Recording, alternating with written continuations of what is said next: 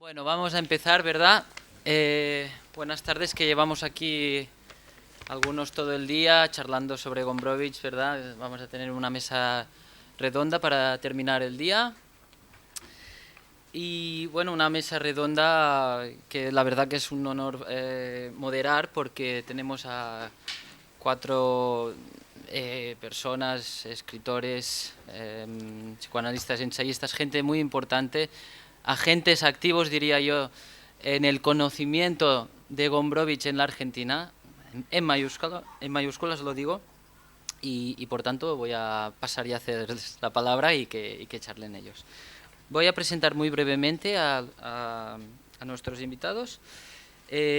Alicia Borinsky, que es... Vale.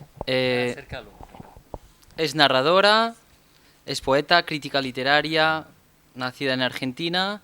Su obra se publicó en varios países de América Latina, Estados Unidos y Europa. Entre sus títulos más recientes se cuentan Frívolas y picadoras, One Way Tickets, que nos lo mostraba recién, por cierto, con un capítulo dedicado a Gombrowicz, ahí está, una meditación sobre el exilio, este libro. Recibió varias becas y premios literarios, entre ellos la Guggenheim Latino Literary Award. Es catedrática de literatura latinoamericana y comparada en la Universidad de Boston y directora del programa de estudios culturales en Buenos Aires de dicha institución. Bueno, Germán García, muchos ya también le conocéis, como al resto supongo. Es escritor y psicoanalista, nacido en Junín, Buenos Aires. Es analista, miembro de la Escuela de la Orientación Lacaniana, miembro de la Asociación Mundial de Psicoanálisis y presidente y director de enseñanza de la Fundación René Descartes. Escribió 8 novelas, 2 de las cuales fueron reeditadas recientemente, Nanina, que tuvo mucha importancia, ¿verdad?, en su momento, y Cancha Rayada. Escribió 22 libros de ensayos, entre ellos Gombrowicz, el estilo y la heráldica, que es el primer libro que se escribe en Argentina dedicado a la obra de Witold Gombrowicz, íntegramente. Bueno, también tenemos el placer de contar con Martin Cohen, que es profesor de teoría literaria en la Universidad de Buenos Aires y en la Universidad de la Patagonia. Su obra fue traducida al francés, italiano, inglés y alemán. Su novela de 2007, Ciencias Morales, lo hizo ganador del premio Herralde de Novela, adaptada al cine poco después. Además de su trabajo de ficción, escribe ensayos y artículos para diversos medios. Y aquí a mi lado, Néstor Tirri, que conoció a Gombrowicz y escribió muchísimo también sobre Gombrowicz, muchos artículos, por tanto es un muy buen conocedor de la obra de Gombrowicz. Obtuvo el título de profesor en letras en la Universidad Nacional del Sur y fue docente en la Universidad de Buenos Aires y en la Escuela Nacional de Arte Dramático. Entre otras obras, actuó en Kindergarten, de Jorge Polaco, y escribió para diversos medios como Primera Plana y Sur. Entre su obra publicada se destaca La Piedra Madre, que se reeditó, donde aparece un capítulo dedicado, podríamos decir, a una especie de Gombrowicz muy particular, del cual hablaré yo mismo mañana, La Piedra Madre y Los cuadernos de Tánger, Memorias de un bon vivant. Bueno, entonces ya pasemos, la mesa se llama Gombrowicz y la irreverencia. Es un tema muy amplio, es como decir Gombrowicz, ya está, ¿verdad? Y Gombrowicz. Entonces vamos a empezar por aquí. Alguno ha preparado algunas palabras, ¿no? Y luego vamos a ver dónde nos lleva la discusión. Podemos tocar muchos temas. Pues le doy la palabra a Germán García. Adelante. Bien, yo, ya que se ha hablado tanto de Gombrowicz, voy a aprovechar para hablar de Stanisław Mickiewicz. ¿Qué pasa? Está apagado. Entonces, empezamos de nuevo. Digo que se ha hablado tanto de Gombrowicz, dicen, voy a aprovechar para hablar de un maestro de Gombrowicz que se llama Stanisław Witkiewicz, y pedí disculpas por la pronunciación del apellido polaco. Kiewicz, a quien compró visita en varios momentos. Bueno, no voy a decir algunas cosas a partir de esto. Hace algunos años yo conocí aquí en Buenos Aires a un conde polaco llamado Krasinski, y me dedico, dice, a mi querido Germán García. Este es justamente el famoso Mobiliario de los Inmigrantes, que está escrito por mi grand-père, por su abuelo, Carlos Orlowski y del Carril. Esto me lo regala él, no puso la fecha. Bueno, se refiere a que en un librito que yo había hecho sobre Gombrowicz, yo citaba de Gombrowicz una cosa que ahora les voy a leer.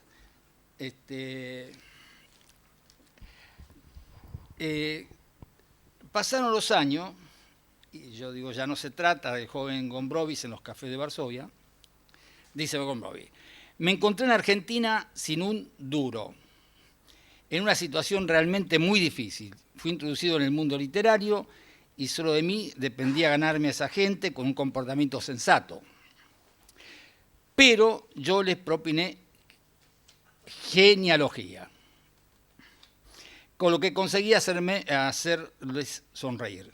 Esa pasión, esa locura de darse aires, y además de una manera de lo más idiota posible. Esa manía genealógica que me arruina y que pago con mi carrera social. Si de veras fuese un snob, pero no lo soy, nunca he hecho el más mínimo esfuerzo por frecuentar los salones. Y la sociedad me aburre e incluso me repugna. ¿Qué es lo que me induce a esos recuerdos? ¿Qué? El nobiliario. Me dijeron que alguien en Argentina pensaba publicar un nobiliario especial para los inmigrantes. El nobiliario de los inmigrantes sería el colmo, la obra maestra de nuestro absurdo. Y sin embargo, si este libro llega a aparecer, será uno de los libros más auténticos que haya nacido entre nosotros.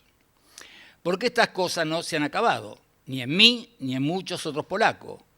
Nos han arrollado guerras y revoluciones, hemos sobrevivido a la destrucción de nuestras ciudades, a la muerte de millones de seres, a distintas ideologías, y sin embargo, nuestro prado sigue floreciendo con la mitología de los blasones, y la imaginación se ha mantenido fiel al viejo amor y ama a los condes. El diario, el tomo 1 del diario, la página 92. Entonces, yo era quizás una casualidad, tenía una hipótesis que desarrollé en este librito, como pude, que es que Gombrowicz hizo acá, cuando estaba en Buenos Aires, hizo un árbol genealógico. Y cuenta que él había empezado a hacer un árbol genealógico de su familia cuando tenía 14 años. Y a su vez hizo lo que podríamos llamar, analógicamente, un árbol filosófico.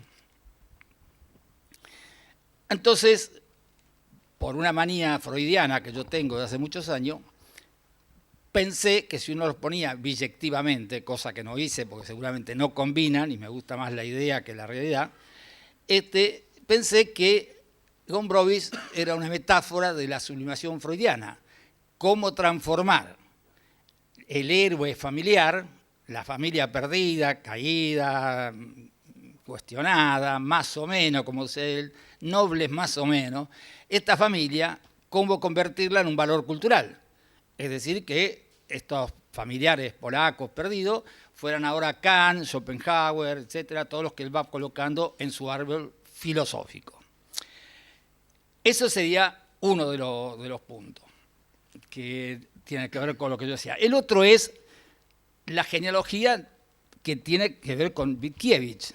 Es notable, no sé si ustedes conocen o si Witkiewicz es alguien que están familiarizados, la gente conoce la literatura polaca, pero es notable, primero, que hay una obra de teatro de él que se llama La Madre, en polaco, y que el traductor español estuvo bien, pues le puso comedia repugnante de una madre, lo cual es mucho más punch, digamos.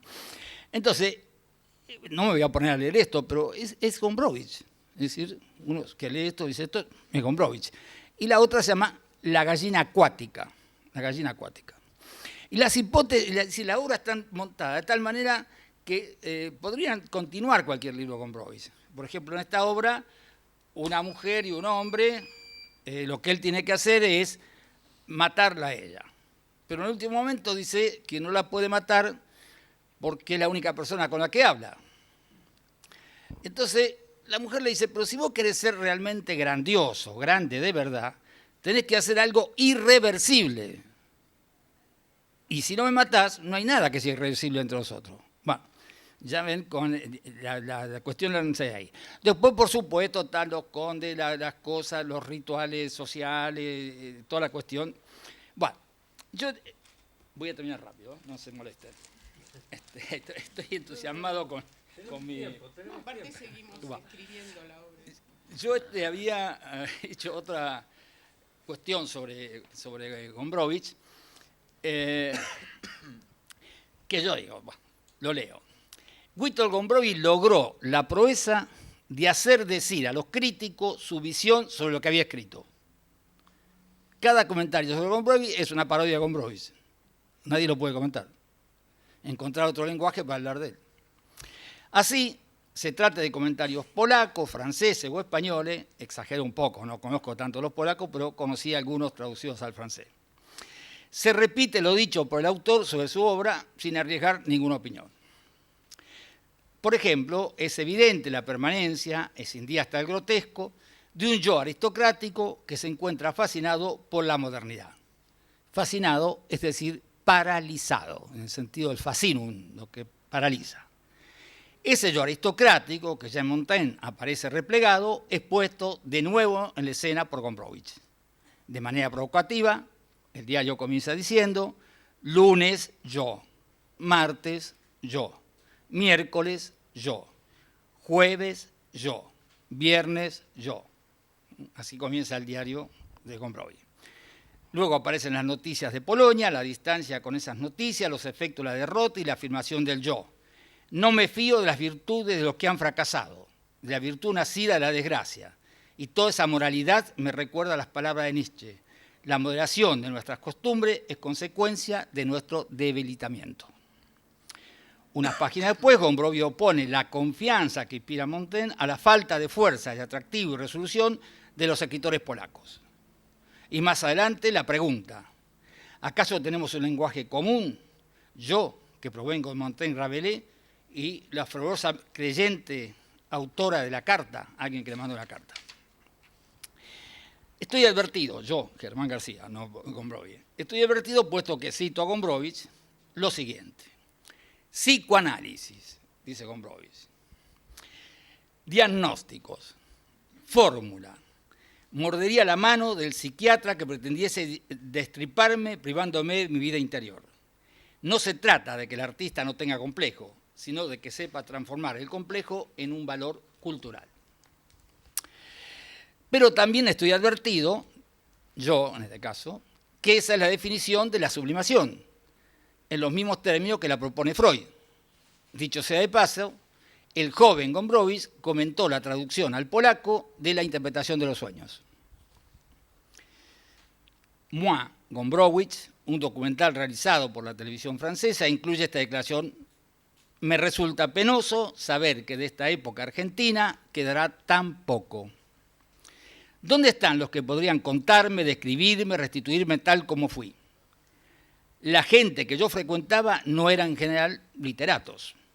No se puede esperar de ellos anécdotas pintorescas, detalles característicos, acertados logrados. Hay que confesar, por otro lado, que era diferente con cada uno de ellos.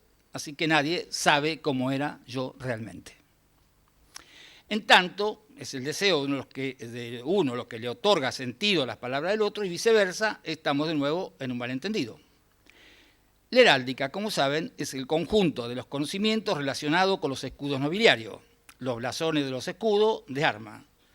Creo que Gombrowicz blasona y que su divisa, como lo recuerda su amiga Alicia Yangrande, es: por bueno que sea un ambiente, siempre se lo puede arruinar. No soy el primero en apelar a estas metáforas para hablar de literatura. Laurent Darrell usaba el término heráldico, incluso lo justificó en los siguientes términos. Señalo también el uso del adjetivo heráldico, dice Darrell, ¿no?, del que a menudo he tenido que responder a los críticos. Significa simplemente el mandala del poeta o del poema, el alquímico sello o firma del individuo, lo que queda cuando extrae el ego. Es la absoluta nulidad de la entidad que el poema representa como un ideograma. Esto está en un libro que se llama Una sonrisa en el ojo de la mente. Y por último le leo esto que es muy gracioso y lo dejamos.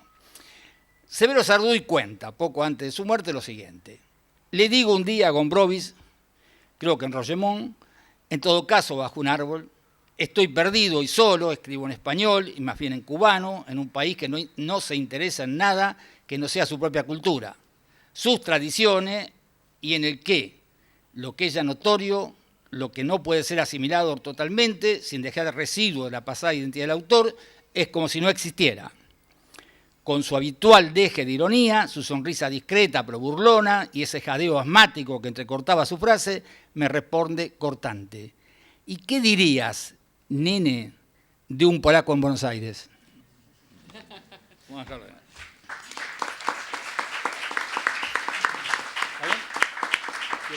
Bien, bien.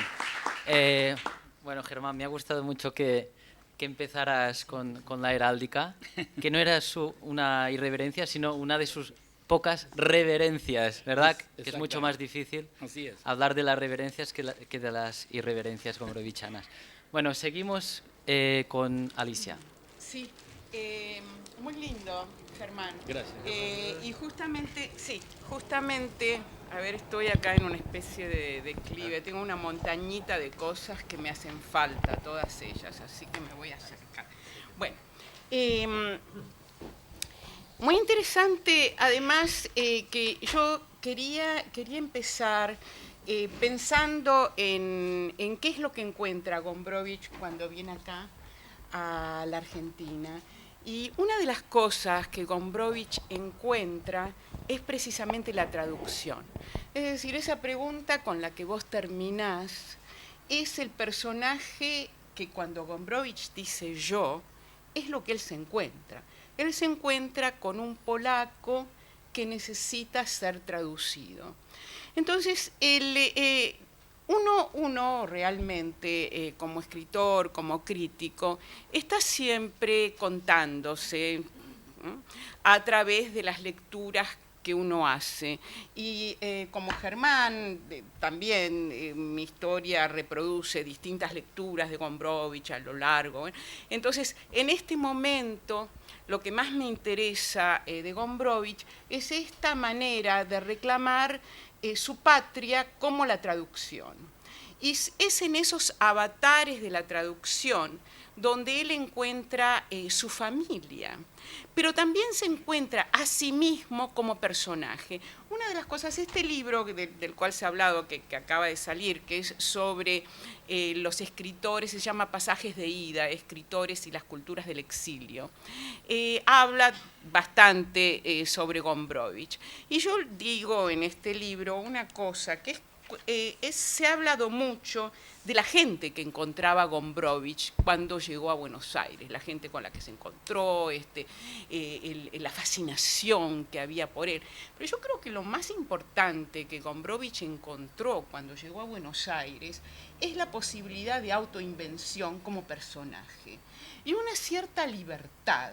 A mí me gustó mucho el tema de la irreverencia, porque yo no creo que haya un acto de mayor libertad que el de cercenar la seguridad de una identidad unívoca que nos ha sido dada por algún lugar. Entonces, cuando Gombrowicz llega acá, se encuentra, y me disculpo porque salió en La Nación un artículo mío hoy en ADN donde hablo un poco de esto, así que por ahí, digamos, si alguien lo leyó va a encontrar que repito una o dos cosas que no son epifanías, pero que, digamos, las pensé para eso.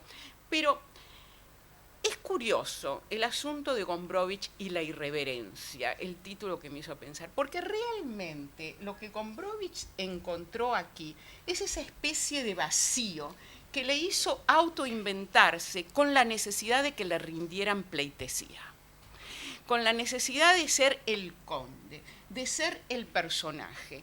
Entonces la posibilidad que él podría haber tenido en Polonia de ser un tipo que escribe. ¿Quién es? Bueno, yo soy un tipo que escribe cosas raras, fragmentarias, cosas muy perturbadoras para mí, esa intensidad de una pasión apática que tiene Gombrowicz, ese rechazo del universo del sentimiento visto de una manera decimonónica, todas esas cosas que hace Gombrowicz que lo acercan a una especie de psicología del esperpento, todo eso que él podría haber de alguna manera, podría haber intercalado como un gran escritor polaco en el medio de una corriente donde todos escribían el mismo idioma y entonces se veía lo que había innovado, todo eso se pierde. Entonces empieza una cosa entrópica que él capitaliza para convertirse en el protagonista de su propia traducción. Y a mí eso es lo que me llama la atención en este momento de Gombrowicz. El hecho de que su irreverencia episódica, con respecto a anecdótica, con respecto a todo lo que ya sabemos, a los muchachos, al culto de la juventud, a la cuestión de la tontería, todo eso que es histórico, que está así, creo que es muy interesante en la medida en que Gombrowicz entra acá a un entorno donde está en una especie de rivalidad con otros que también se sentían irreverentes y que también se sentían como él en necesidad de armarse como personajes en un sistema de traducción cultural. Y ese era el Grupo Sur. O sea, de algún modo, el Grupo Sur también se reconocía en lo internacional, también se veían a sí mismos mejor en idiomas que naturalizaban, porque veían que la experiencia de lo estético, la experiencia de lo artístico, era algo que iba más allá de las fronteras nacionales. Entonces, hay una especie de pequeña cuestión que es una cuestión que para nosotros es anecdótica, pero que para el momento fue seria. Y es que, mientras que la práctica del absurdo de Macedonio Fernández, que fue reconocido como maestro por Borges y por tantos otros, era visto como parte de los guiños, de la complicidad, de las afinidades entre Silvino Campos, Bioy y todos los otros, González Lanuza, los que cayeron ya en una especie de olvido merecido, digamos. Nos acordamos nosotros porque, qué sé yo, nos interesa esa parte tipo revista Gente de La Vanguardia, ¿no? Donde siempre se encuentra alguna anécdota rara, mirá lo que le tiró cuando fue la exposición y todo eso. A mí me gustan esas cosas, pero la verdad es que no merecen ser recordadas. Entonces, ¿qué pasa? Ese grupo, con un cosmopolitismo provinciano, lo rechaza Gombrowicz. Entonces yo por ahí hablo en este libro de, qué sé yo, la dinámica de ese rechazo, y Rita Gombrowicz lo documenta muy bien en el libro que escribe sobre esto, donde cita, por ejemplo, creo que era Silvino Campo, que lo imitaba a Gombrowicz, cómo hablaba, y que después decía cosas que son de una mezquindad increíble. No le gustaba que se tuviera la camisa abierta hasta muy abajo como un brasilero, ¿no? Que hablara con un polaco y tuviera la camisita así, y le parecía todo terrible.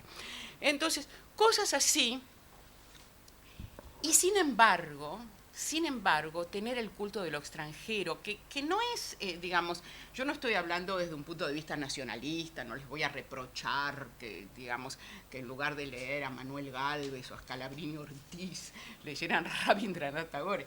Eso a mí no me importa. Pero, O a Jauretche. o a Jauretche. Bueno, Jauretche, vos viste, había que escucharlo a Jauretche. Yo caí en eso. Es como arrugan todos. No, yo soy, yo lo conozco a él desde que trabajaba en una librería y yo trabajaba en otra, de la cual venía Jauretche. Entonces, digamos, no hay que echarse abajo la niñez de esa manera.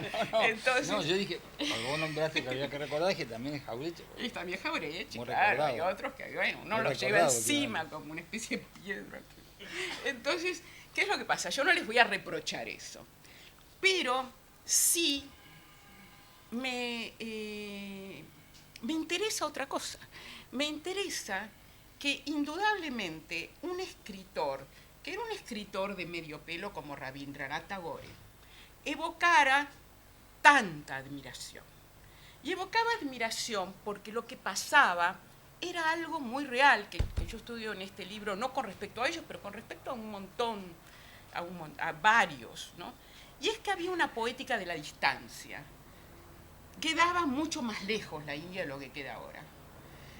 Francia quedaba lejos, o sea, llevaba tiempo que vinieran los libros, o sea, incluso más tarde Cortázar tiene este cuento de los dos hermanos que tenían que esperar, qué sé yo, el mes que tardaban los libros en venir de Francia, todo eso.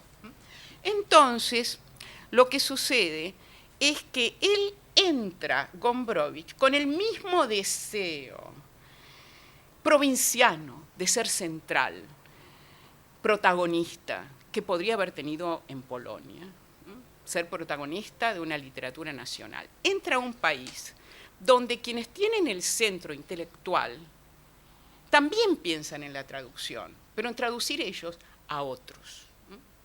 Yo una vez le pregunté a Bioy Casares, ¿cómo es? Le dije que anduvo tan mal un almuerzo en casa de Silvina y Bioy con Gombrowicz, que cuentan que él tenía que encontrarse con Borges y no tenía nada que decirse.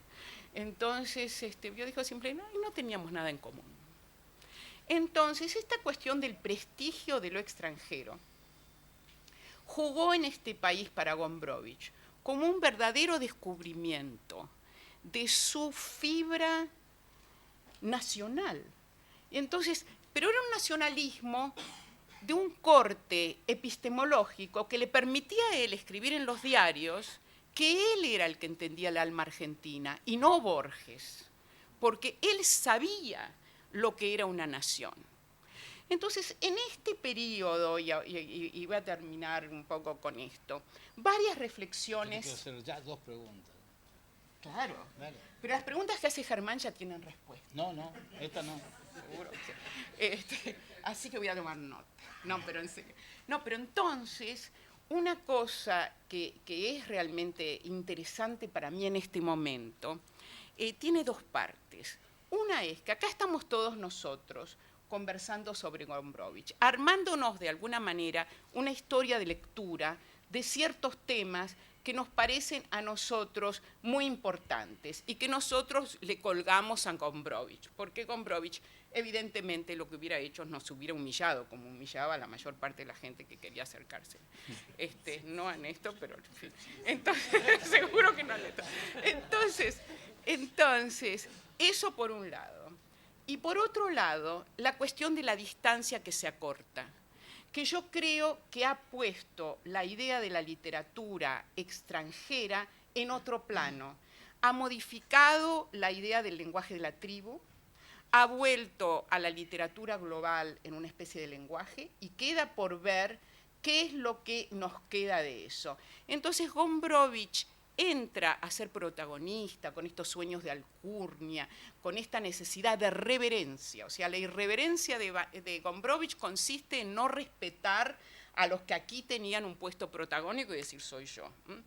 Ahora, esas reverencias que necesitaba Gombrowicz, a mí por lo menos me suscitan la nostalgia de un periodo que yo nunca viví, que es el periodo en el cual la literatura era importante, los escritores eran protagonistas, y tenían una función señera, y por eso se preocupaban tanto. Ahora sabemos que cada vez la gente lee menos. Así que bueno, gracias. Bueno. No, te mereces un vaso de agua. Dos comentarios breves. Sí, gracias. Yo creo que con Gombrowicz definitivamente no hay retorno del hijo pródigo. No, claro. Gombrowicz no quiere ir a Polonia. Ni a Francia. Bueno, incluso, Sí. sabemos. No hay. Cuando él va a Francia, dice, no sé, que ataca a uno y le escribe a otro, vamos bien, ya logré enojar a un franchute. Claro, sí, claro. Bueno, entonces, me parece, y el asunto con el Grupo Sur es un invento que se armó con Gombrowicz. Cuando Rita le pregunta, ¿verdad? Cuando Rita le pregunta a la Silvina Ocampo, que era bastante malvada, le pregunta, ¿cómo fue aquella famosa comida, qué sé yo cuánto? La otra le dice, ¿famosa para quién? Bueno. No, pero digo, y Bioy Casares dice, Gombrowicz, dice en un diario, no vale el esfuerzo de estirar el brazo hasta la biblioteca para agarrar el libro que escribió.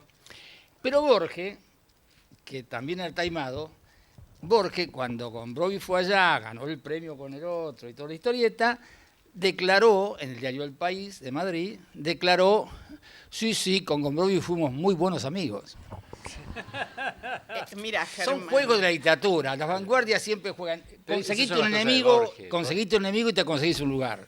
Mira, sobre Borges te voy a decir lo siguiente. Cuando le fui a preguntar a Borges, cuando estaba escribiendo el librito sobre Macedonio, le fui a preguntar a Borges si me podía decir algo sobre Macedonio, me dijo, hace muy bien, Alicia, hace muy, muy bien en escribir sobre Macedonio, porque cuando un hombre se muere, empiezan a morirse todos los amigos y tenemos que apurarnos a escribir el mito de Macedonio. ¿Qué sé yo? Pero me gusta tu respuesta a la pregunta.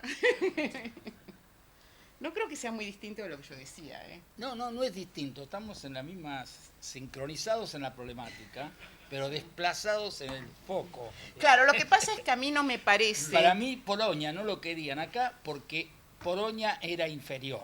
Claro. No que quedara ni lejos sí, ni yo lo cerca. digo acá. Nada más. Eso lo Y digo en los el argentinos libro. buscaban modelos idealizados. Y entonces era Inglaterra, era...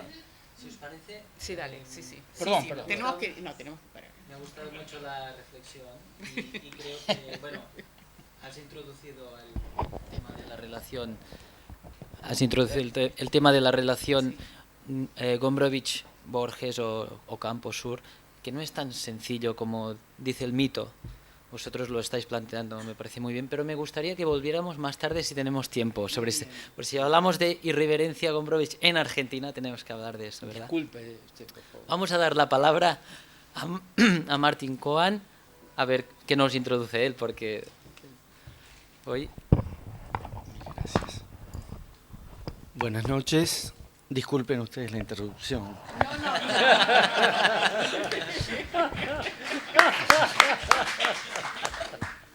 Hay muchos escritores de gestos, hay muchos grandes escritores de gestos, hay muchos escritores de grandes gestos, pero no son tantos los escritores de gesticulaciones.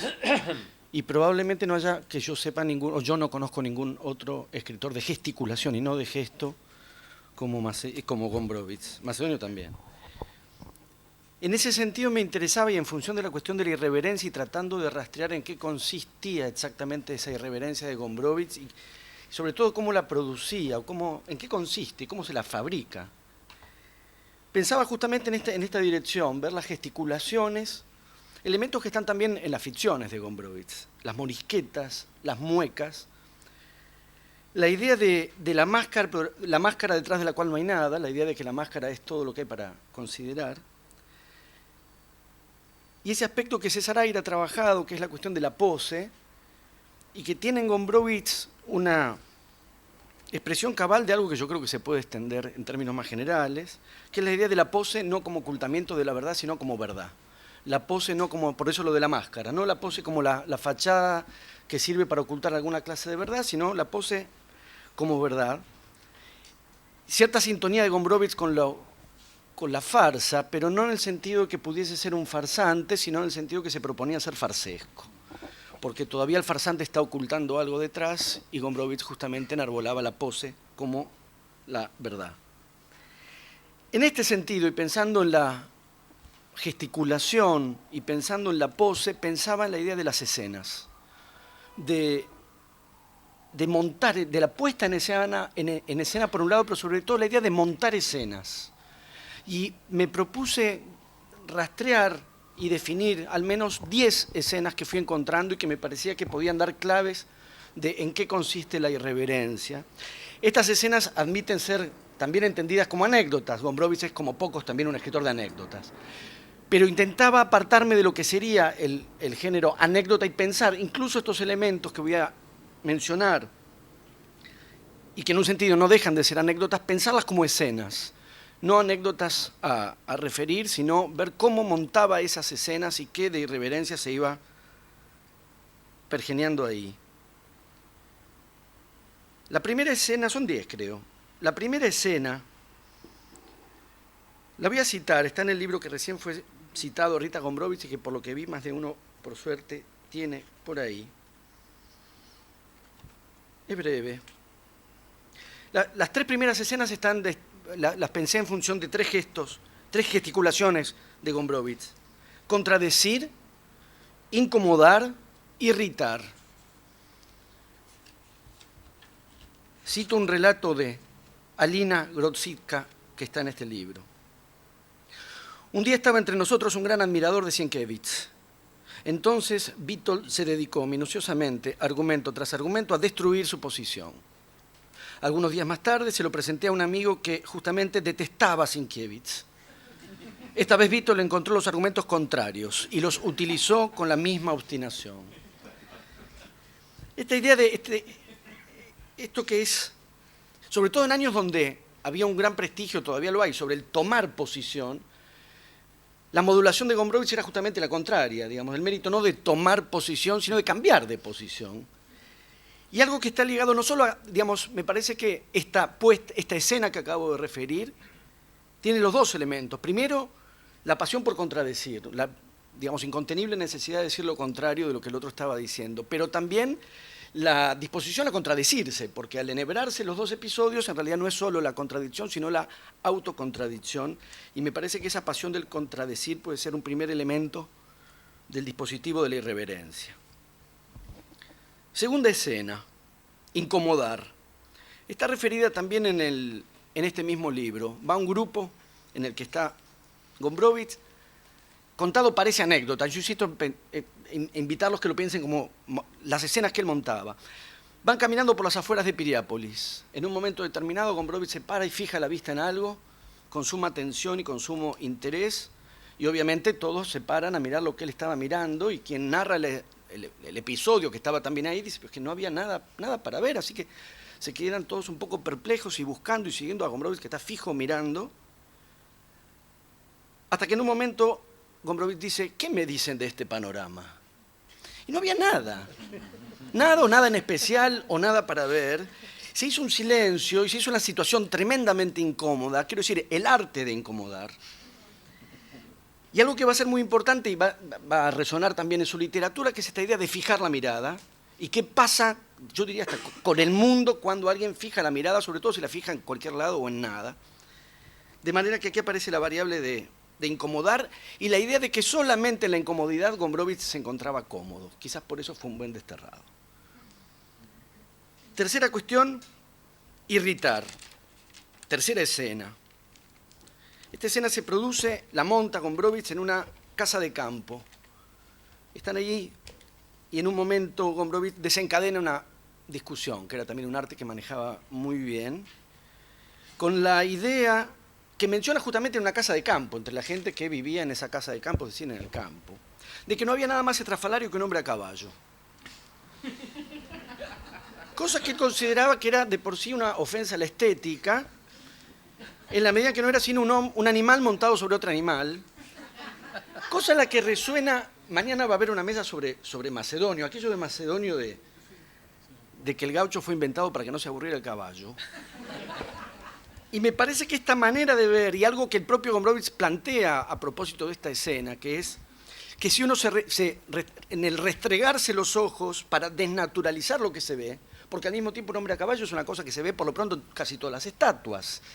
Entonces, eso que es también un procedimiento de su literatura, que es que si uno logra restregarse los ojos, o bien, como en el episodio de Piriápolis, fijar la mirada, eso que está naturalizado se desnaturaliza y efectivamente la idea de un animal puesto arriba de otro empieza a poner ejemplos, un gallo arriba de un mono arriba de... Efectivamente se desnaturaliza. Al mismo tiempo, como evidentemente lo que está desnaturalizando es la estampa emblemática de una iconografía de la Argentina rural, efectivamente esa corrosividad va todavía más lejos. Siguiente escena. Si me permiten, la leo porque no la voy a poder decir bien. Esto lo cuenta en el libro de Grinberg, evocando a Gombrowicz, lo cuenta Di Paola. Una noche íbamos hacia la fragata en el 208. Como vimos a dos lindas niñas que llevaban un disco de Mozart, una mirada de Vitoldo me hizo entender que en voz alta hablaríamos de música. Maestro, le dije más o menos, la sonata 32 escapa algo a mi inteligencia. Ha tocado usted bien, sin embargo. Repasaremos mañana el problema de los acordes de novena y la descendencia armónico-compositiva del sistema sonoro. El maestro Castro cree ingeniosamente que usted es demasiado joven para eso. A estos disparates sumamos otros y yo estaba a punto de echarme a reír. El aire digno de Vitoldo, ahí está la puesta en escena, que él permanece muy serio, ¿no? El aire digno de Vitoldo y algunos tarareos más bien incomprensibles y su marcado acento extranjero debieron impresionar a las jóvenes que nos miraban cautelosamente. Cuando bajamos dijo, ¿por qué será, niño, que uno goza tanto cuando se hace pasar por algo que no es? Me parece que ahí hay una marca también en esta escena, que es no solo el gesto, no solo la gesticulación, sino el goce de hacerse pasar por lo que no se es. Y no para conseguir algo, tengo yo esa impresión, digamos, que las chicas esas se van en definitiva, ¿no? Digamos, no sabemos si deslumbradas, sin haberse enterado, o probablemente despreciativas, si uno toma nota de cómo suelen ser las chicas argentinas, no importa eso, sino la idea de que el goce está en el hecho en sí, de hacerse pasar por lo que no se es, no por aquello que la gesticulación rinde, sino la gesticulación misma de hacerse pasar por lo que no se es, ya es gozosa. Esto nos remite a una siguiente escena, famosa, en el sentido también reiterada, y que es mencionada aquí, y que es el modo en que Gombrowicz entra al Café Retz y anuncia que es conde. No solo ya que se hace decir conde todo el tiempo, sino, digamos, el gesto notorio, casi ceremonioso, de anunciar que es conde, sobre todo cuando, y esto él mismo lo cuenta en el diario, cuando ya todos saben que no es conde, porque han leído Los hermanos Karamazov de Dostoyevsky, y en Los hermanos de Karamazov de Dostoyevsky se revela que todo polaco que viaja fuera de Polonia es conde, adquiría ese estatuto, de manera que otra vez, digamos, me parece que la farsa, no el farsante, sino el farsesco, no el que está haciendo creer que es conde, sino aquel que está gozando, como con las niñas y Mozart, de hacerse pasar por lo que no es. El verdadero gozo está en que ya todos saben que no es conde. Ahora sí tiene sentido hacerse tratar como conde y hacerse pasar por conde, ahora que todos ya saben que no lo es. Un par de escenas más para no extenderme. Una cosa más, que es como ya en esta escena, el gesto del aristocratismo ya se va volviendo inseparable de la pasión plebeya, que es que este anuncio se hace en el Café Retz, ¿no? Digamos, del primer piso del Café Retz, que digamos que tengo la impresión, yo diría, impregna y radia plebeyismo sobre cualquier gesto. Cuanto más gesticulación aristocrática, más plebeya se vuelve la escena entera. ¿Qué es este conde del Café Retz? ¿Quién puede ser conde en el Café Retz? ¿Para qué se querría ser conde en el Café Retz? Siguiente escena, desconcertar. En el diario lo cuenta Gombrowicz, una visita al Museo Nacional de Bellas Artes. Como sabrán o recordarán, lo pudrían los cuadros. Y sobre todo la idea del museo, en el sentido de que su posibilidad de apreciar un cuadro era apreciar el modo que cada cuadro existe para ser único, voluntad y disposición intrínsecamente tradicionada en todos los museos, donde los cuadros, cada uno está obligado a ser uno entre los demás y por lo tanto se pierde todo sentido. Y a medida que van recorriendo, Gombrowicz va con otra gente, esa combinación tan singular de un tipo que estaba siempre solo y siempre con gente, que es otra vez la descolocación y la incomodidad de los que van con él y van escuchando sus frases despreciativas.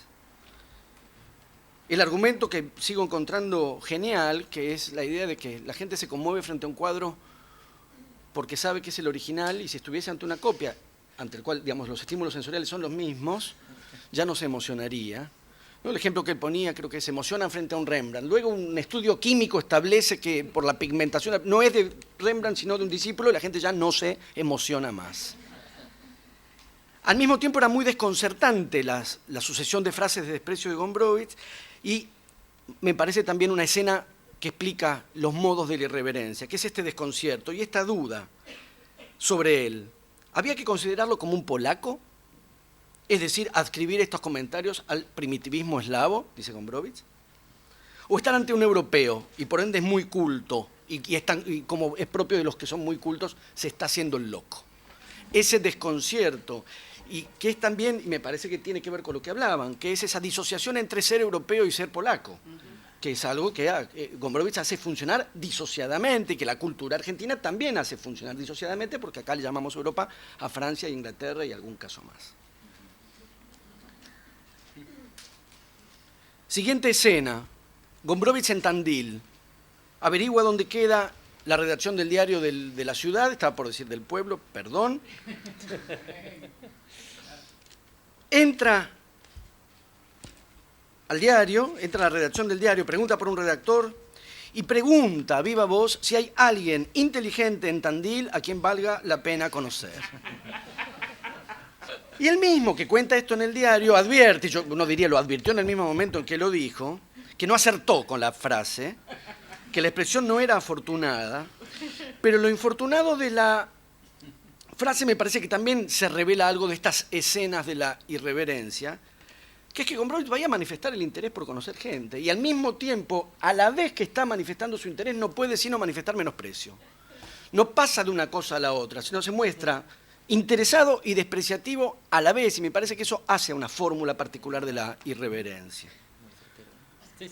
Penúltima escena, lo cuento más rápido, esto lo refiere Gómez, Juan Carlos Gómez.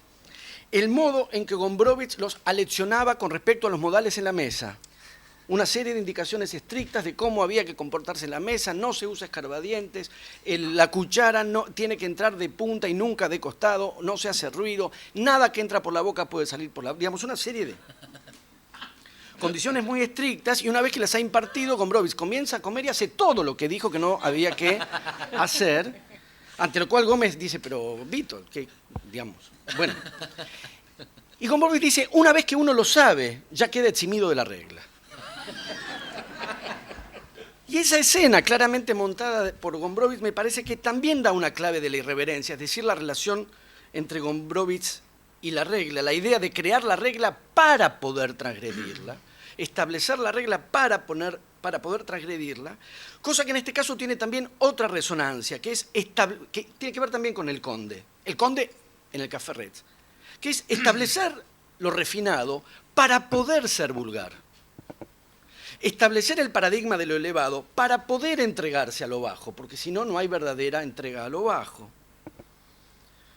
Última escena, Gombrowicz en un salón, no, peor, en la Asociación de Escritores, una visita a la Asociación de Escritores donde es recibido y exaltado por Paulina Medeiros, que lo presenta y lo elogia como un gran escritor extranjero. Y Gombrowicz vuelve a la escena de cómo fabricar incomodidad, que es que en cuanto termina esa presentación, Gombrowicz se dirige a Paulina Medeiros y le pide que mencione alguno de los títulos que él ha escrito. Cosa que naturalmente ya no puede hacer, por lo tanto se produce un largo silencio que Gombrowicz no interrumpe, ni aligera ni salva, ese silencio dura, y esa incomodidad me parece que es también muy elocuente con respecto a la irreverencia de Gombrowicz, que es el modo en que, por un lado, como decíamos, creó uno de los personajes de escritor más poderosos que conozcamos, y al mismo tiempo no le interesaba ser un personaje, no le interesaba la veneración o el culto de su figura de escritor como tal, en la medida en que detectaba o percibía que detrás de eso su obra quedaba diluida o quedaba perdida. Digamos, la incomodidad que fabrica en esta escena es la incomodidad de alguien que está viendo que está siendo venerado por escritor, o por europeo, o por extranjero, y que eso no está respaldado por la consideración de sus libros. Cosa que me parece muy, una gesticulación muy iluminadora hasta hoy. Nada más.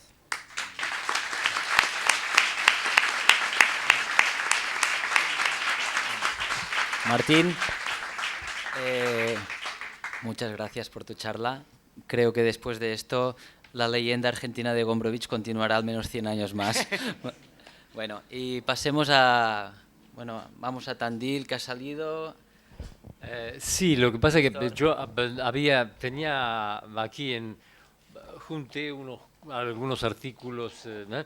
Y hay algo de lo que no pensaba hablar, pero que tiene que ver con lo que expuso Martín, que simplemente para subrayarlo, ¿no? Que es el inicio de es el casamiento, Schlub, que que es un sueño, es el sueño de Gombrowicz, pero también es el sueño, o sea, es el sueño del soldado, pero también es el sueño de Gombrowicz, ¿no? Que en el sueño este príncipe finge ser uno más, un soldado raso que ha dejado el frente de guerra, y la guerra estaba por iniciarse, ¿no? Cuando Gombrowicz está llegando a la Argentina.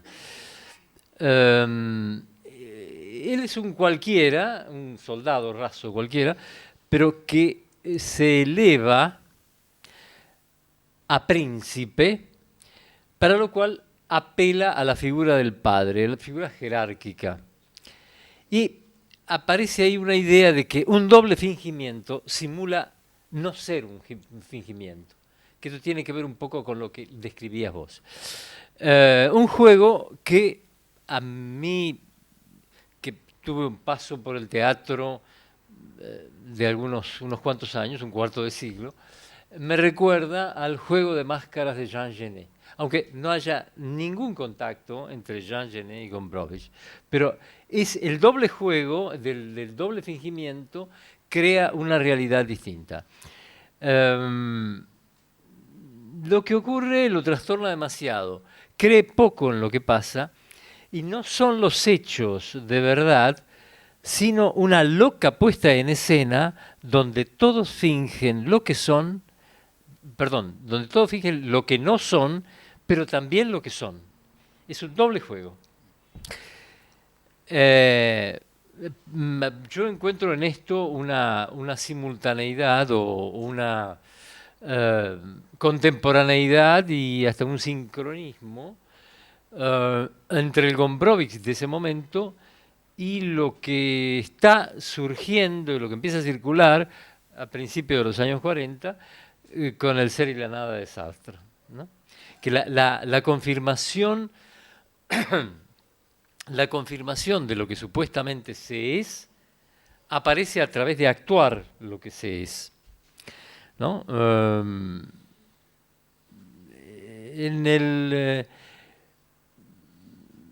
Los personajes actúan para los otros, como el célebre mozo de Sartre, ¿no? Que finge ser lo que es. La mirada del otro, en efecto, exige de mí que yo actúe, pero también habría que decir que yo actúo para que los otros me confirmen en mi rol. Y cuando los otros me dan su aprobación, mi forma se asume en ser. Aquí está el punto donde la famosa teoría de la forma de Gombrowicz tiene que ver con algo casi metafísico. Es decir, el asumirse en una forma, y de esto es, bueno, esto es Yvonne, princesa de Bourgogne, y también es el casamiento, ¿no? Es decir, algo que es consolidado como tal empieza a existir como tal. Y a veces necesita, como en el caso del casamiento, que el soldado raso apela al padre para ser consagrado rey, y después él mismo derroca al padre. Bueno, pero en realidad yo esto lo tenía en un artículo, no pensaba empezar por aquí, simplemente me enganché porque me gustó el punto de inserción de Martín. Yo lo que quería decir es que, según me dijo Pau ayer,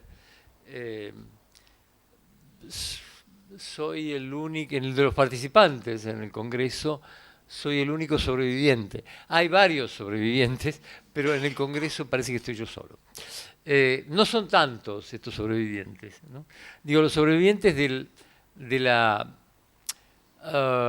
los testigos del paso de Gombrowicz por la Argentina. Entonces me sentí un poco raro, casi mal, de ser, de decir, bueno, la idea de los aniversarios, ¿no? Los aniversarios de lo que hablan tanto los psicoanalistas, ¿no? Porque yo también estoy cumpliendo un aniversario más o menos parecido al de Gombrowicz que aterriza en la Argentina.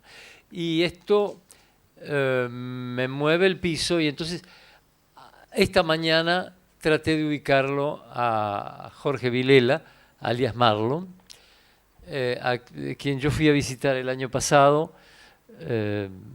gracias a una amiga común que es Marina Farinetti, que debe estar por ahí, que me llevó a Salto y entonces armamos una especie de reconstrucción con Vilela que se publicó en ADN. Vilela no está bien, pero, o sea, él me dice, tengo un problema, estoy tomando una pastilla neurológica que me da un tipo del Fleni, fui operado del corazón, bueno, casi a veces estoy postrado, me muevo, ¿no? pero estoy muy bien. Es decir, lo cual es verdad, porque yo hablé hoy con él media hora por teléfono. Lo que no sabía era que estaba en Buenos Aires. Fue operado hace pocos días, una operación que me la contó hoy del corazón, 4 horas. Y a todo esto tengo que aclararles, para los que no saben, o no lo conocen, que Jorge Vilela es el más famoso escritor desconocido. Es decir, es un escritor que nunca llegó a publicar una novela, publicó ciertas cosas gracias a la tarea generosa de Miguel Grinberg, que lamento que no esté aquí. Es otro de los sobrevivientes, también un poco mayores, pero no está aquí. Pero Jorge Vilela tuvo una especie de militancia vitoldiana muy cerca del Vitoldo. Era el único que que de alguna manera se rebelaba contra la cosa cotidiana de él. Yo me rebelaba de otra manera y pagué caro por eso, pero bueno,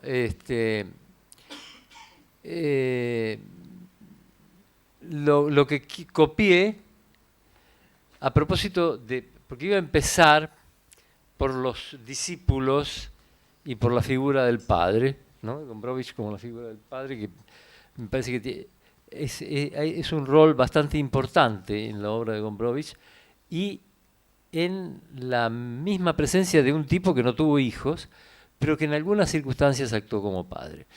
Esta mañana Vilela me dijo algo que yo lo anoté, porque había pensado hablar un poco de la influencia de Gombrowicz en esa generación de jóvenes mufados que fuimos nosotros en los años 58 y 59, y que, bueno, ahí es donde lo traté yo, pero después, bueno, cuando volvió a Buenos Aires, lo siguieron algunos hasta el momento en que en el 63 partió rumbo a Alemania con esa beca de la Ford. Pero a mí me interesaba rescatar algo de Jorge Di Paola, alias Dipi, que no fue Gombrowicz quien le puso Dipi, porque ya lo tratábamos de Dipi en la escuela secundaria. Dipi era un año menor que yo, y lo conocíamos, y ya era Dipi ahí. Antes de empezar a escribir.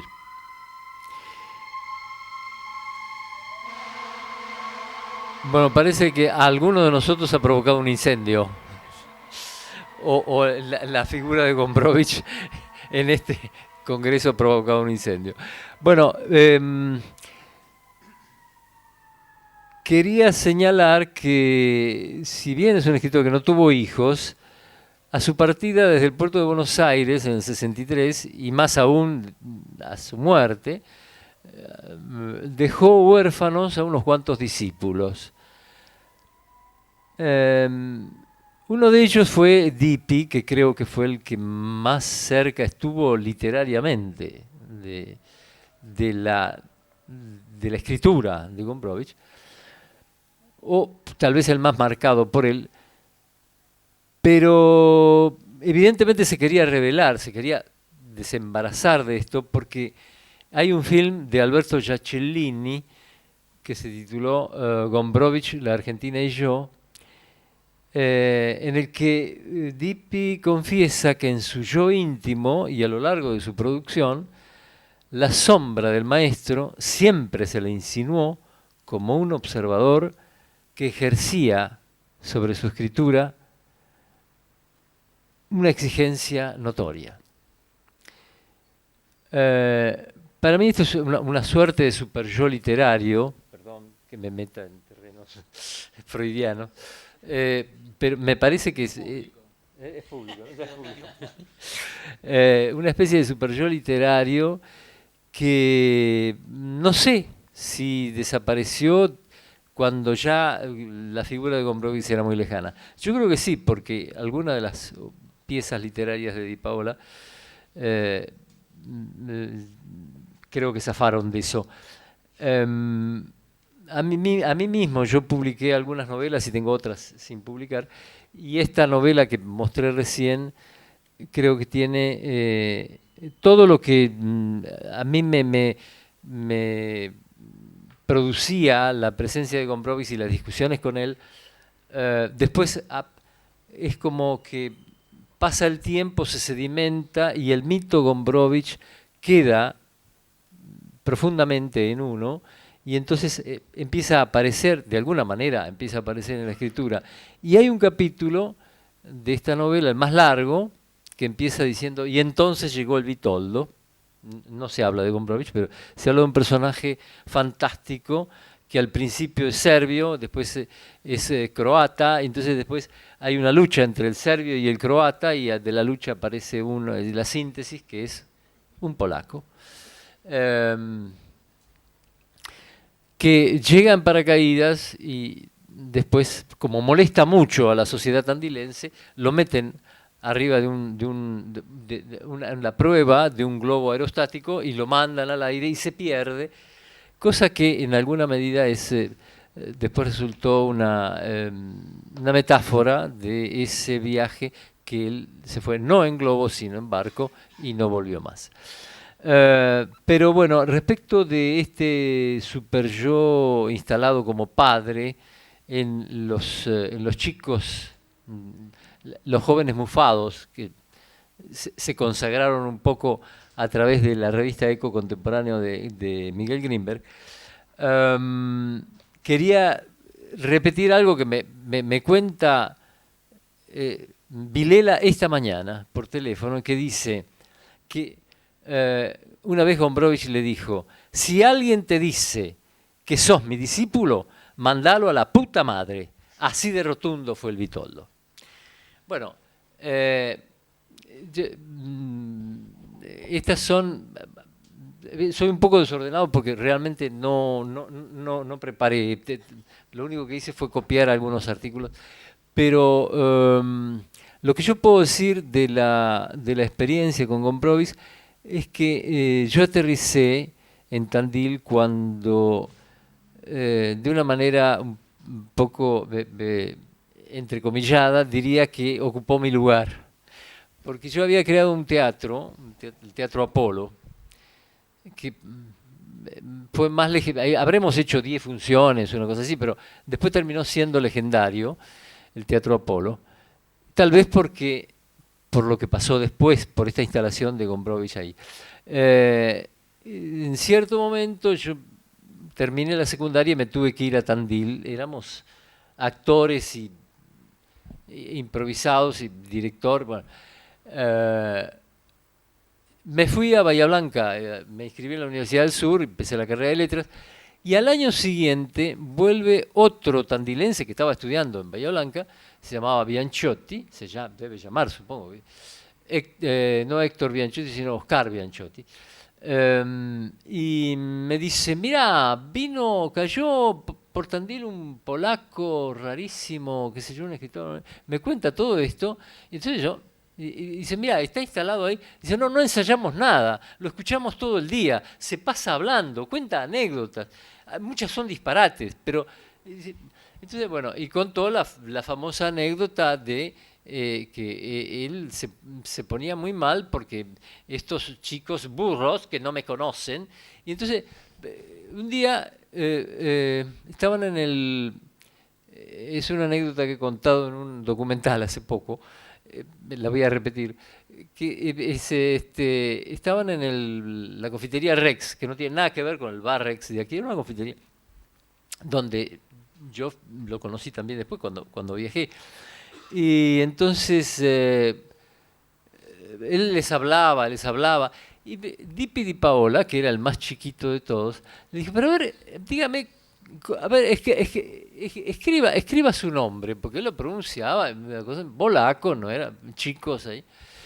Entonces le escribe el nombre y en una servilleta.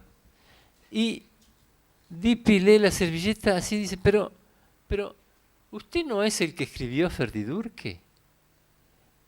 La había encontrado en la biblioteca, le llamó la atención el título y lo había sacado. ¿Usted no es el que escribió Ferdidurque? Y Gombrowicz estaba con un vaso de gin tonic o agua tónica. Se quedó ahí duro. Dice, ¿vos leíste esa novela? Sí, bueno, entonces fue el descubrimiento. A partir de ahí se arma digamos, el enganche con este tipo. Y bueno, yo llego ahí y me trataba un poco raro, ¿no? Y yo a mi vez venía de la militancia universitaria, que él pensó que era comunista. En aquella época la FUA era anarquista, pero era un anarquismo de izquierda, efectivamente. Entonces, en determinado momento, yo paraba en la casa de un escritor que se llamó Juan Antonio Salceda, que era un viejo escritor de PC, del viejo tradicional PC. Pero mi familiaridad con él era porque éramos vecinos, yo era amigo de los hijos, yo me crié prácticamente en la casa de él, y él de alguna manera asumió alguna paternidad cultural conmigo, y hasta, bueno, fue el que me comunicó la muerte de mi padre, cuando un día que estábamos preparando una escenografía en el Teatro Apolo. Y entonces alguien dijo, bueno, pero vos tenés que volver temprano a lo de Salceda, porque ahí se cena muy temprano. Y entonces el Vitoldo me mira y me dice, ¿usted para en lo de Salceda? Entonces esto era una mezcla de, por un lado, que efectivamente este tipo es comunista, por un lado. Y por otro lado, era una especie de admiración, porque cuando fue a Nueva Era a preguntar quién hay de aquí si hay alguien interesante para conocer, vos contaste la anécdota. Bueno, alguien le dijo, un tipo importante aquí es porque Juan Antonio Salceda tenía proyección nacional. Y él lo tenía, y después, muchos años después, me enteré que hubo algunos encuentros entre Salceda y Gombrowicz, y lo documentó alguien en un artículo que publicó la Universidad de Tandil. Bueno, en síntesis, la relación mía con Gombrowicz fue muy tirante porque él creía, odiaba, estaba exiliado además porque no volvía por el régimen. Una sola vez tuvo una cosa estábamos solos y hablaba algo de la música, entonces él despreciaba, sí, porque Beethoven, ¿no? Dice, Tchaikovsky, Smetana, el otro, el de la Sinfonía del Nuevo Mundo, ¿cómo se llama? Borjak, todos folcloristas, todos folcloristas. Entonces digo, digo no, pero a mí me gusta mucho Ignacy Jan Paderewski, que digo, tiene una sonata cuyo primer movimiento me parece que fue tomado por Ravel, en el trío de Ravel, el primer movimiento del trío de Ravel me parece que tiene que ver. Y él me miró y me dice, ¿a vos te gusta Paderewski? Y ahí se produjo una cierta... Bueno, ok, te dejo la palabra a vos.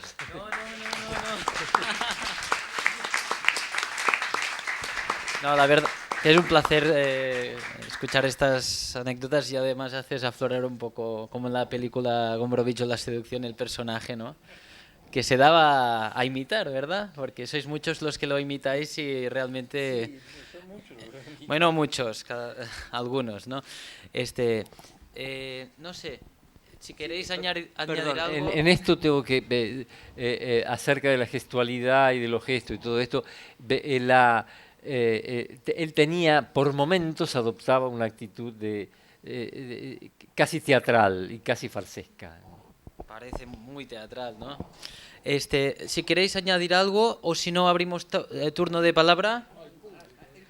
Eso, el público, preguntad porque nos queda poco tiempo. Eso sí, agradecería intervenciones cortas, las preguntas y las respuestas, por favor. Así nos da tiempo si hay alguna cosa que queráis saber.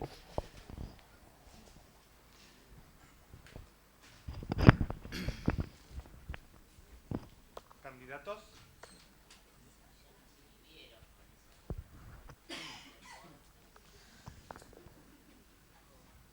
Me voy a quedar acá parado hasta que...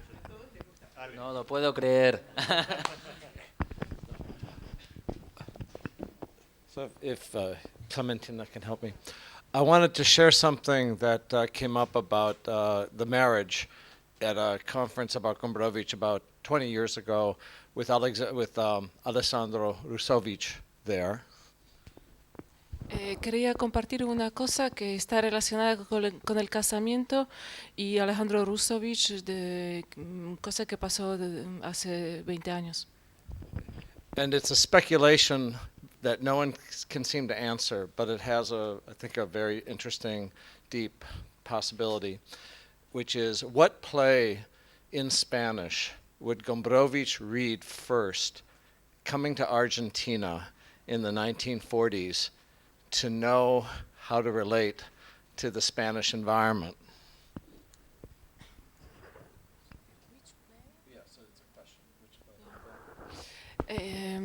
Si entiendo bien, la pregunta es, ¿qué sería la pieza teatral que leía Gombrowicz viniendo a la Argentina? ¿Qué tipo de pieza teatral podría ser en su caso al llegar a la Argentina?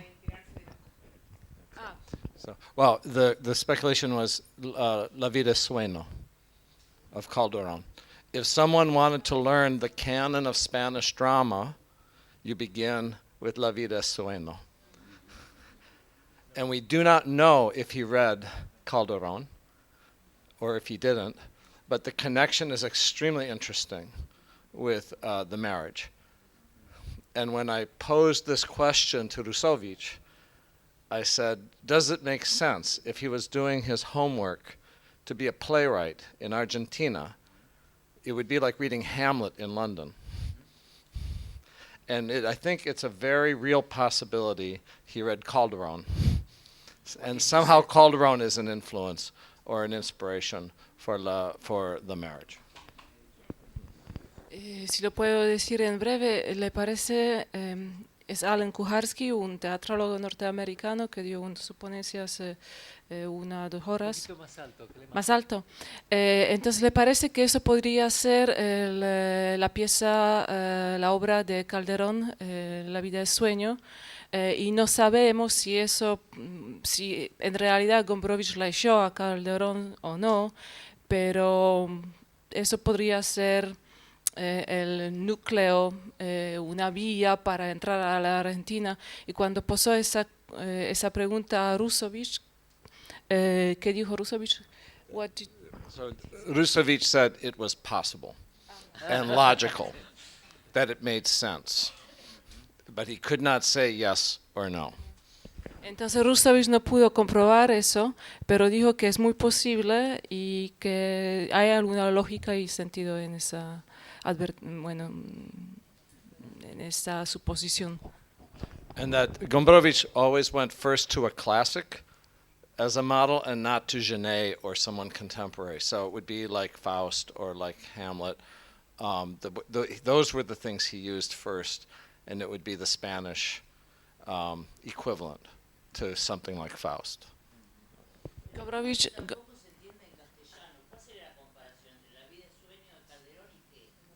y el matrimonio, que la vida es sueño como un clásico, como una obra clásica, podría ser una herramienta para introducirse a la Argentina. Y lo clásico, porque él siempre leía los clásicos. Hamlet, eso sería como leer Hamlet en Londres, por ejemplo.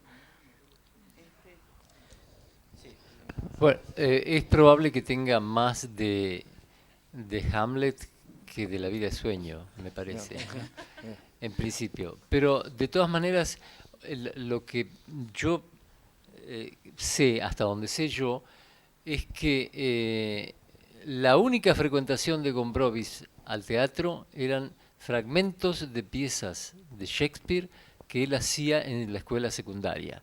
Esto se lo contó a Jorge Lavelli en 1964, cuando Lavelli asume la dirección del casamiento para presentarla en el Festival de Nancy.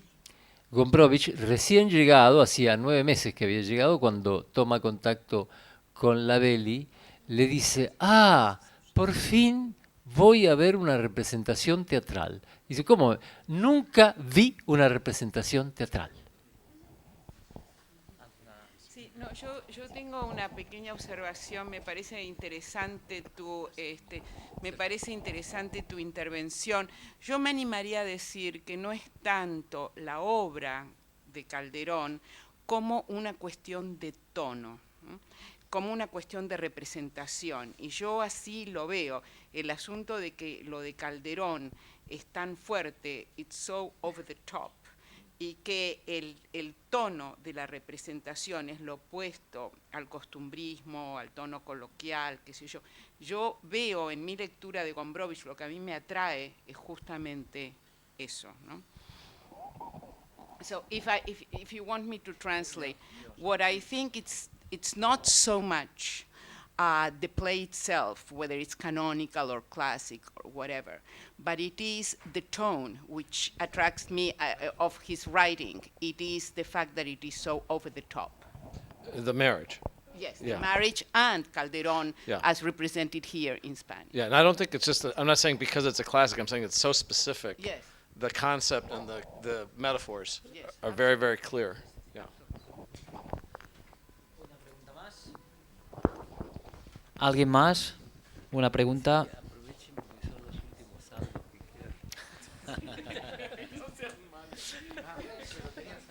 Hablando del teatro, porque hay un mito de que Gombrowicz no frecuentaba los teatros, que no veía, que no estaba interesado, pero en la realidad lo que dijo Lavelli es verdadero, y además hay más datos sobre él como chico.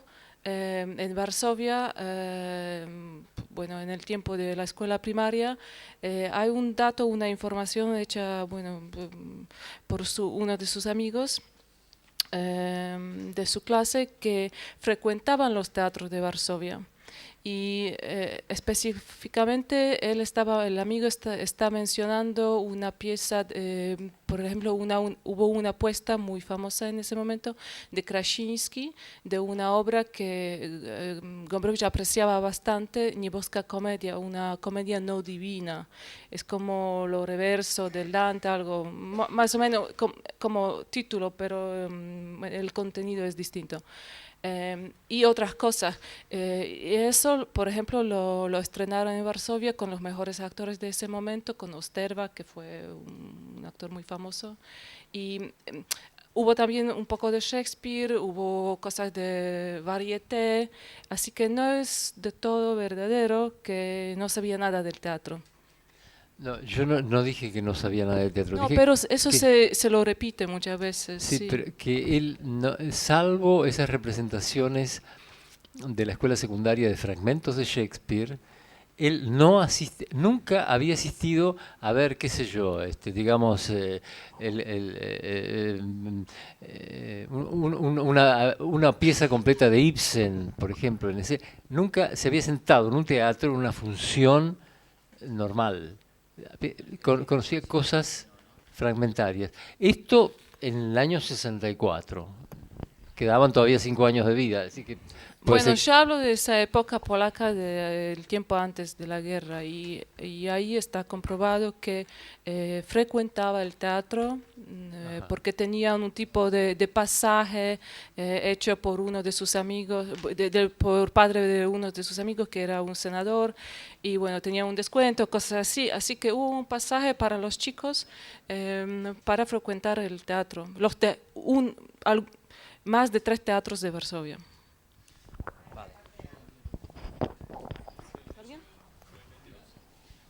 No, una cosa breve, claro, iba a decir que por lo tanto el dato fuerte es que dijera que no. Pero después aquí en Argentina no va al teatro. Vuelve a Francia y no va al teatro. Bueno, Puede ser el personaje. yo voy a hacer una intervención a favor de la literatura.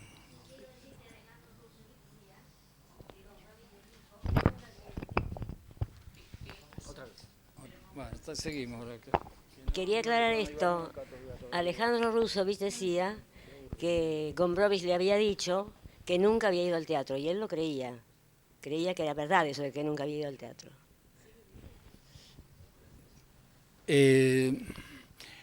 Yo quiero hacer una intervención, no digo contra el teatro, pero sí a favor de la literatura. Porque después de todo, Gombrowicz escribió 2 obras de teatro. No importa. Yo la vida de Gombrowicz, bueno, ya está. Los biógrafos se la dejo. Yo digo que él escribió El casamiento, escribió la otra, ¿cómo es? Yvonne, sí, y opereta. Digamos, todo lo que escribió teatro. Y es verdad que es un teatro muy escrito, más que teatralizado. Es decir, hay que inventarle la apuesta porque lo cuenta, así va. Yo lo que me parece, estaba pensando mientras hablábamos acá, que Jacques Lacan, que es otro mito nacional, cuando llegó a Caracas, dijo: la suerte de ustedes es que no se vieron obstaculizados por la pantalla de mi cuerpo, a diferencia de mis discípulos, que se fascinaban más con la gesticulación de Lacan que lo que Lacan estaba diciendo. Entonces a Lacan le parecía que era algo benéfico no haber conocido a Lacan, según decía él mismo. Entonces yo creo que la pantalla de Gombrowicz ha tenido un efecto que no se podría llamar positivo, es decir, un efecto de no lectura de la obra de Gombrowicz en la Argentina. Y yo puedo mostrarles ahí cantidades de articulitos, cositas, pero son todas, es lo mismo que pasó con Macedonio Fernández. Macedonio Fernández, toda su generación no lo leyó. Lo empezamos a leer en nuestra generación, para molestarlos a los otros, por supuesto, porque uno siempre lee contra alguien, después lee a favor, pero todo lo que él explicaba de las posiciones de Gombrowicz, sí, las posiciones de Gombrowicz son magistralmente lacanianas, porque uno no tiene opiniones, tiene interlocutores, y eso lo dice Gombrowicz. Yo hablo según quién me habla y lo que me dice el que me habla. ¿Yo qué soy? ¿El garante de la verdad? No, yo soy el que entro en un juego de alienación con otro y bueno, en ese juego, juego el juego. Es como si estoy jugando al ajedrez. No respondo siempre a lo mismo, respondo según juegue el otro. Pienso yo, que esa es un poco la posición de Gombrowicz. Entonces, me parecería muy importante, por ejemplo, una novela que la Argentina es, para nosotros, extraordinaria, es Transatlántico. Transatlántico es una novela sobre la Argentina. Empieza con el narrador que se baja del barco, que va por la calle Florida y que describe a los argentinos por dos rasgos extraordinarios, que miran ropa y dicen si es inglesa o francesa o qué y el precio que tienen. Precios y, como se decía en una época, es importado. Podría ser importado de cualquier lado, ¿no? Pero bueno, es algo importado. Entonces, él pesca esos mecanismos, pienso yo, ¿no? Y la literatura no ha sido leída, esa literatura. Muy poco leída. Hoy charlaba, antes de venir para acá, con Piglia, que escribió un artículo sobre Gombrowicz, y hablábamos de eso, de que busquen en la literatura argentina las marcas de Gombrowicz. Escritores tenemos muchos. Tenemos una o dos generaciones posteriores a Gombrowicz. Es muy complicado. El amigo Sábato, Dios lo tenga en la gloria junto a Gombrowicz, el amigo Sábato dijo, cuando leímos Ferdidurque, nos fascinó ver que este hombre había hecho el mismo humor que nosotros ya habíamos inventado en La Plata bajo el nombre de margotismo, es decir, que hizo de Gombrowicz un discípulo de Sábato. Una cosa extraordinaria. Bueno, Sábato tenía esa costumbre, porque también cuando conoció a no sé a quién, siempre cuando conocía a alguien se asombraba de que él ya sabía eso que el otro iba a decir. Entonces yo diría mis votos, acá con nuestro amigo catalán, por un retorno, además se editó una linda edición de Ferdidurque, un retorno a la novela de Gombrowicz y a los cuentos de Gombrowicz. Muchas cosas que nosotros dijimos acá, si uno lee los cuentos de Gombrowicz, la va a entender mucho mejor que si conoce la vida de Gombrowicz. Sí, yo no es que no quiera dejarle la última palabra a Germán, pero simplemente quiero sugerir una cosa, que hay muchas maneras en las cuales podemos entender si se lee o no se lee a un escritor que es contemporáneo. Sí podríamos empezar una conversación sobre esto, pero simplemente quiero decir que no estoy de acuerdo con la idea de que los contemporáneos no hayan leído a Macedonio. Eso, digamos, lo dejo pendiente. ¿Los contemporáneos de Macedonio? Los contemporáneos de Macedonio que no lo hayan leído. Pero de esto ya hemos discutido ampliamente y conversado nosotros, y lo haremos nuevamente en algún otro foro. Así que, bueno, ya está. Veremos en otro foro. Lo haremos en otro foro. Una pizzería, por ejemplo. Bueno, tenemos que irnos. Es una lástima. Solo para cerrar, me gustaría decir que, bueno, lo que decías tú, que yo también lo digo en mi tesis doctoral, yo estuve hace 10 años aquí estudiando la recepción y bueno, la gran tónica es esta, ¿no? La figura del autor aplasta la obra, la pantalla no deja ver la obra, ¿no? Me gustaría decir para acabar que este congreso nos demuestra que las cosas están cambiando. Hemos oído unas charlas interesantísimas sobre la obra. Todos dependemos ahora de Nicolás Cosman. Exacto. Venga. Hasta luego.